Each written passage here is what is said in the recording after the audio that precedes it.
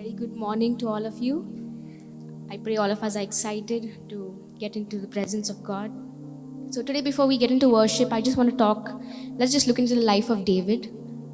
And so this was when the topic that I'm going to talk about is when they were returning back the Ark of the Lord back to Jerusalem. And the Ark of the Lord symbolized God's presence. So it was a very important thing. It was a very valuable thing to David.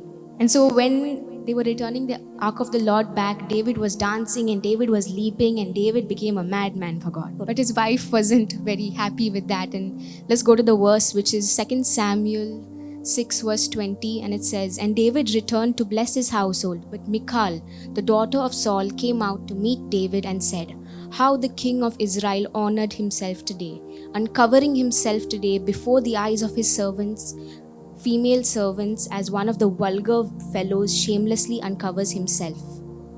And David said to Michal, 'It was before the Lord who chose me above your father and above all his house to appoint me as the prince over Israel, the people of the Lord, and I will celebrate before the Lord.'" Amen. So you see here, Michal, David's wife, was ridiculing David, was making fun of him and saying, how could the king uncover himself? And by uncover, it doesn't mean that he removed all his clothes. He just removed his kingly robes. So what does that signify to us? It means that when he chose to let go of his kingly robes, he chose to let go of his role in the society, chose to let go of all his responsibility. But most of all, he chose to let go of his status. For him, it was God and him. He was a child and a father, a servant and a king. The status that he got in life didn't mean anything to him compared to God. For him, God was still worthy of his dance, still worthy of his praise, and he made himself a common man, because at the end of the day, we all are just the same, one and equal unto God. And if you see here, David says that it was the Lord who gave me my status. It was the Lord who appointed me king.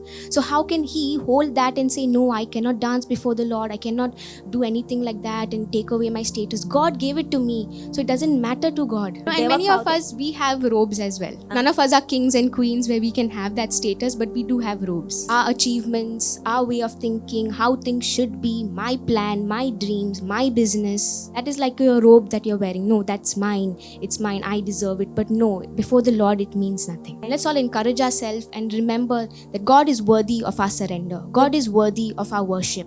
No status, no wealth, nothing can stop you from worshiping God, because He's the one who has given it to us in the first place. We serve a worthy God. Amen.